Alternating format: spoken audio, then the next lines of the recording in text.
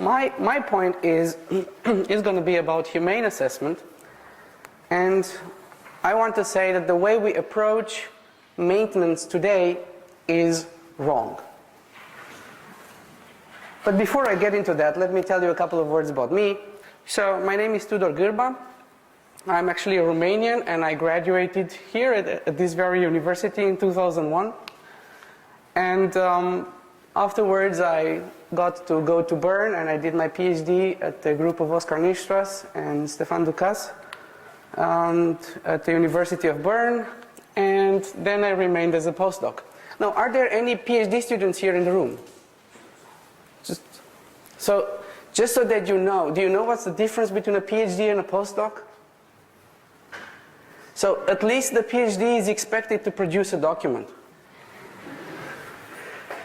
So I did all this research in the area of understanding software systems, understanding how to approach maintenance in general. And then slowly I started to move towards consulting. And today I'm a full-time consultant. And basically my job is to go and help companies to manage large systems and large data sets. And I'll tell you how I'm doing it. Now, every time I see a company, I tell them that the most perfect of all processes is the waterfall process.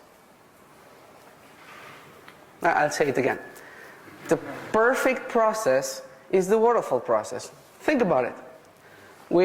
You take a problem, you think it through, you take the time, you take the time, you think it through, you think of all the details there are, and then you plan your solution.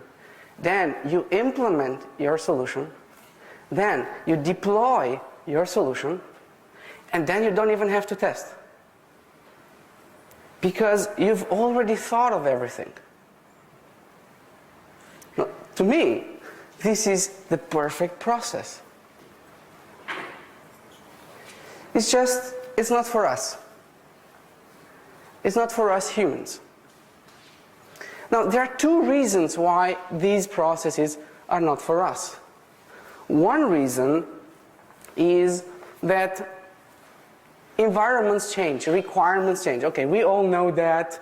So requirements change, that means that I don't have the time to go and think through all the details. Because by the time I'll finish the solution, everything will have changed anyway, so my solution is going to be wrong. That's the motto number one, why we argue we need an iterative approach. And you call it any way you want. You can call it iterative, you can call it iterative incremental, or you can call it agile.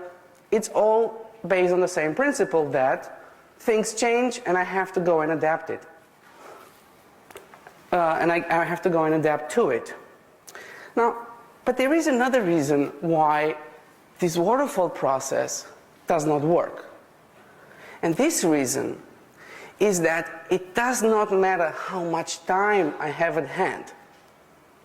I will still not manage to handle millions of details. It just does not fit in our head. So that's limitation number one. This is, on the other hand, so that's our biggest challenge, dealing with details. And on the other hand, what we are as humans, we are fantastic adaptive machines, and we work by feeding, these machines work well when feedback is fed into them. And feedback is all I want to talk about today. So let's just focus on feedback. Now, there are two kinds of feedback in this world. There are the useful kind, and there are the other kind. And it depends on us on what kind of feedback do we want. So let's say I'm a fan of Zen, or Zen philosophy. That's a great thing because it makes you think of life and the substance of things and so on. And you go to a Zen master. I've never been to one, but I've been told. You go to a Zen master, and then there you have, I have a problem, maybe my spouse is sick or my kids are crying at home, and I have all these problems. And the Zen master would tell you, the birds are always singing in the spring. And then you say, well, that's a perfectly true statement. There is no way to argue against it, right? But is it useful for me? It was instantaneous, so it came to me just there at that moment. So it was feedback, but is it any useful for me for making decisions? And the answer is not really, at least not at that moment. When I need to make instantaneous decisions, right? And coming back to our iterative approach, we need to take decisions or make decisions every day, as fast as we can. And for those kind of decisions to be useful, we need feedback that feeds us, okay? And there are two characteristics of this kind of feedback. First of all, it needs to be contextual. That means it needs to be anchored in the reality. It needs to address my problem, not somebody else's problem. And second of all, it needs to be continuous. So these are the characteristics of the best kind of feedback. And these characteristics will lead to actions, because this is in the end what we want. Now, why, so coming back to software development, why do we need actually all this feedback? Well, let's see. This is how a software system looks like today. The first thing I see when I open an IDE, I see 80% of my screen filled up with this kind of picture. Now, how big is this system? Let me give you an idea of the scale. So what I've done here, I just took Argo UML, which is a not large system, it's a pretty small system, 250,000 lines of code. I fed it all in one file, and what I'm going to do now, I'll just scroll down through it. Okay? This is what you do when you have a text editor in front of you. You read. Now, please, I would like to call your attention upon the scroll bar. Okay? This approach does not scale. We cannot rely on reading code to find out where problems are. Okay? Too many details. If we rely on our own capabilities, we are doomed to fail, because this approach does not fail. In fact, if you measure it, suppose it takes you like 2 seconds to read one line of code. To read 250,000 lines of code, it will take you approximately 18 man days just to read. So this approach does not scale.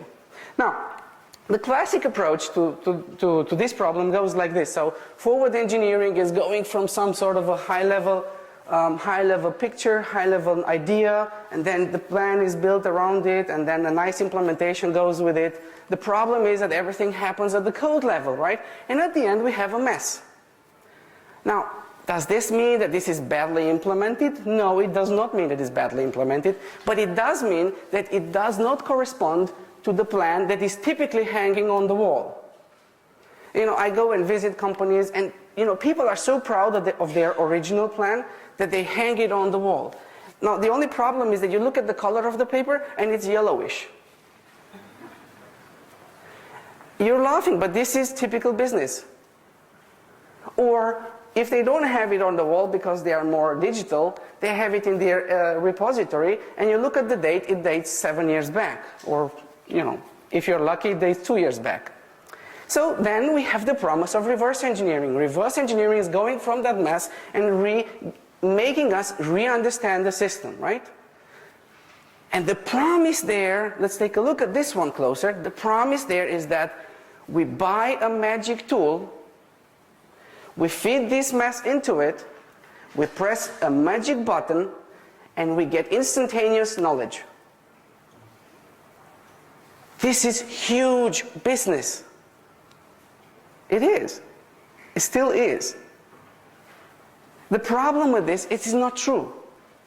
Because it does not matter how magic the tool is, it's only going to go halfway. It's not going to implant knowledge into my head, because knowledge is something human. The tool will just present me with another picture. It's true it's going to be a less detailed picture, but it's just going to be another picture. And what I'm saying, and I'm arguing, that we have to focus on the next step because this is the critical part. And I'm calling this assessment. The first step is reverse engineering. This must be automated. We need this one because there is no way we deal with all those details by ourselves. We cannot rely on our own capabilities. So we need tools to go and deal with the vastness of data. But the next step is the crucial one, because this is what leads to action. And our end goal is make decisions. If possible, make informed decisions. And there are two goals for assessment. The first one is to be able to answer, what is my current situation? Where am I right now? Now the second one is, what do I do about it? How can I improve it? Or do I have to improve it? Now, as I said, the kinds of solutions that we are presented right now as an industry, or what research or what industry presents to the consumers, to the software developers, are tools like this. Now, these are great tools. I mean, they do a lot of magic behind the scenes. Great tools. Now the problem is, I'm typically going in companies and I'm asking, oh, what kind of tools are you using? And they are starting enumerating all sorts of tools. And then I'm asking one single question. Can you point me to one, at least one, tactical or strategical decision that you took based on this input? And nobody can point me to one. Yet we spend tons and tons of money and effort on these kind of tools. They do look nice, don't they? But we have to go the next step. If we don't, we are just spending useless effort. We're better off just starting reading right now. So, now, let's take a step back. So how can we improve this situation? On the one hand, we have the manual approach, like go and read code. On the second hand, I have the fully automatic approach. That is, doesn't matter what kind of input you have, press one button. And this is something that we have learned from let's say the last 10 years of, let's say, agile development. And one thing we've learned there is that there is a way to deal with data. And this way was captured in testing. When it comes to testing, a revolution happened about 10 years ago. Or actually more than 10 years ago, but about then it took place. This revolution was the fact that me as a developer, or you as a developer, you are now supposed to write your own tests. But what is a test? A test is a tool, is an analysis tool that you're crafting for your specific problem. And so I saw a company not too long ago, about 750,000 lines of code, and they have 33,000 unit tests and about 7,000 acceptance tests. So this totals about the size, they have in tests about the size of Argo UML. Just for tests. And I asked them, does it make sense for you? And they say yes. Do you see yourself building another system without this approach? And they said absolutely no. So, it turns out that there is a way in which you can build your own tools. Right? This is what I want assessment to be.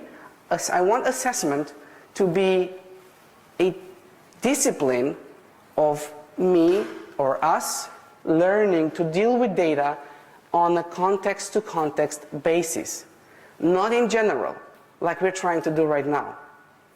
This approach does not work. It does not lead to action.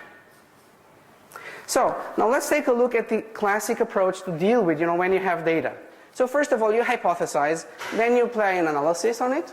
You take data, you apply an analysis, you get the results, you interpret the results. Am I confident? If yes, then I act.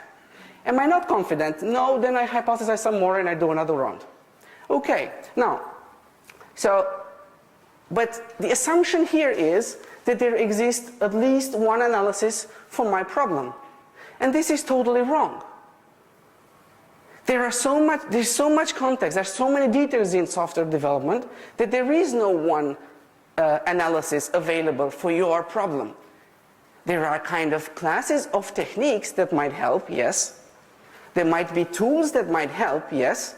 But you have to take the extra step and customize that solution for your problem. Without that, you won't get the answer that will lead to action. And I'm saying this step of crafting a new analysis is really critical. This is, for me, the essence. I want everybody to start learning to build new analysis tools. Okay, now quickly, I saw a company and I asked them this. Well, what kind of system we have? Oh, we have a business critical mission, whatever, I don't know the terms, system, and it's really large, it's being built by, since 10 years, and it's a Java system. I said, is it really Java? Yes. Everything you have is Java? Yes. So we have all these modules that are spread around like this, and I'm asking, so all these modules are Java? Yes. And they said, how are they connected? I asked. Oh yeah, so we have these XML files that, that configure the system. So I said, so if I look at the Java code, I don't see the system? I say, yes, no. I don't see the system. So you have to take a look at the XML. Did you take it off the shelf? Is it a standard thing? No, we just built it ourselves. Is this business critical mission, whatever? I say, yes. Do you have any kind of analysis tools? No. So what if you take 10 days and then you figure out that there is a mess in there, right? This is what I did. This is an effort of 10 days to figure out what the map is of their complete history for 10 years of all configuration files that put all these things together. They turn out to have thousands of configuration files. Now you say, okay, but inside each of those bubbles there's Java, and we know how to deal with Java. I say, okay, fine, let's take a look at it. And you take a look at it, and it's not Java. It's JEE, it's a domain-specific language. This is, for example, all the annotations there can be in a certain application, and all the different kinds of technologies that interact through these annotations that apparently are cheap to have, and if you ignore them, you're missing the point. And there are like tons and tons and tons of combinations of this one, and you have to be able to handle all these combinations. So this is what we're doing with the Moose technology to be able to build these kind of tools fast. Now, this was my point. I want you to go and build custom tools for custom analysis for your custom problems. And I call this one Humane Assessment because it fits to our capabilities. Thank you.